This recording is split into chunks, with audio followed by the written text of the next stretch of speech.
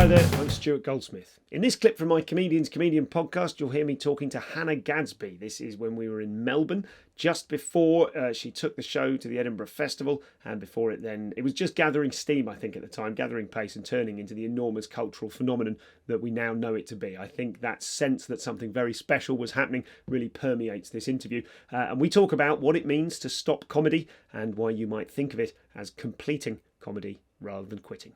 Here's Hannah Gadsby. I suppose the most sensible point to start in this quite unique conversation for me, I've never spoken to a comedian before who is planning to give up. So maybe we should start with how much truth there is in that, whether that's a solid fact that you're definitely quitting, whether you've got a date in mind to stop performing, or whether it's... I don't imagine it's a sort of a PR fluff idea. I just don't do that. There's several things going on there with that question. First of all, setting a date. I have real trouble with my own diary and I don't understand. I miss a lot of planes, so no, I haven't set a fucking date. Just like I'll fizzle out. It's my style. I'll just stop. But turning a phrase there was quitting and giving up. I'm stopping. Quitting sort of suggests that I haven't reached somewhere that I want to be, and giving up. No, I'm pretty good. I'm on a good trajectory. I'm going up. I'm stopping. There's my lift. That's interesting. I hadn't noticed I'd done that because something on this show that I'm fond of saying is that people complete comedy. And I'm annoyed I didn't think to say it on this occasion, probably because I'm nervous because it's my first question. But I think of people, when they stop comedy, I think of people as completing comedy in the sense that perhaps they've got what they wanted from comedy. I get the impression from what you've said about comedy in the past and what I've read is that you perhaps haven't got what you want from comedy and that part of the reason that you're stopping is due to frustration. Can you talk to us about the reasons behind that decision? I haven't put any pressure on comedy. I haven't laden it with my expectations. I don't want to blame comedy for failing me.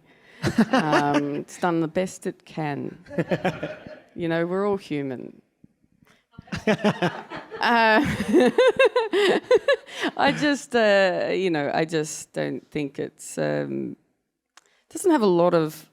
Where do you go, after a joke? What it's not much you can do with the joke. You laugh and then that's it. And I'm like, I just don't think it's very fulfilling.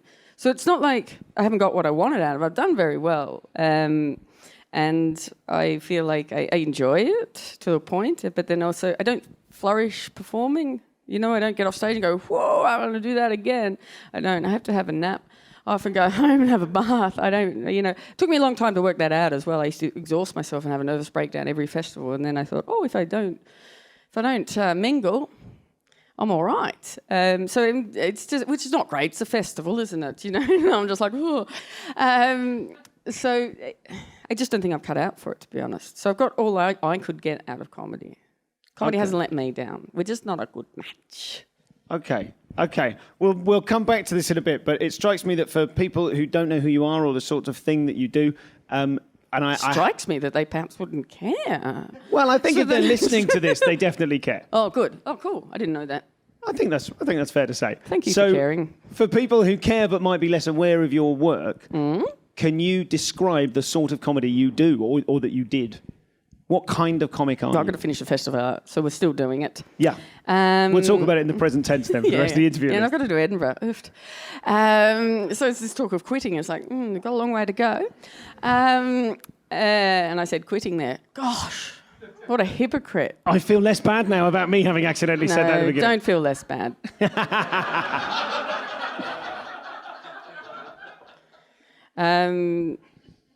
What was the question? The question was, what kind of a comedian are you? I hate to put this to comics, but can you describe yourself, or what sorts of things are commonly said about your comedy? How are you described? Distractible. For the benefit of the listener, a door just wobbled. Sorry. I talk about my life and sort of tell stories. A lot of woe. There's a lot of woe in my shows, and I had I've had an interesting life to do with circumstances, and also the fact that I have an interesting decision-making process, which isn't at all a decision-making process. What I do is post-event justification, and that's pretty much what my shows go. I did this thing, and I think this is why. I talk, and I talk a lot about mental illness, because it's comedy, and I think we should be, none of us are happy, but neither are plumbers. We're not special. I tell stories about my childhood, which is interesting as well. Well, I think it is, and people pay money to see it, so I keep going. Could you tell us a little bit about... I mean, I first saw you at the Edinburgh Festival in, I think, 2006. So I guess, had you won Raw and then went through to So You Think You're Funny? Yeah, I did. Yeah, I did that. Was that the right date? You were shaking your head. Did I get the date wrong? Well, no, like I said, no idea how time works. So that's me just going, let's see if you can get this. Yeah, Some I think years so, yeah. ago. 2006, yeah. And I remember I saw you doing the Map of Tassie material. Classic. Classic. It's a classic Gadsby bit. What was your experience of becoming that comic when you first started out? What did you want from comedy? What drew you into it? A friend entered me into a competition that I won, and I just kept going. I'd never held a microphone before. I'd never, had any desire to be a performer. It just seemed like a really odd thing to do. I didn't have a lot of. I wasn't, and I'm still not well versed in what comedy is. Like, I'm not a comedy nerd. I grew up in a regional town in Tasmania. Like, there was no circuit. And my mum didn't like if ever a stand-up comedian was on television, mum would turn it off.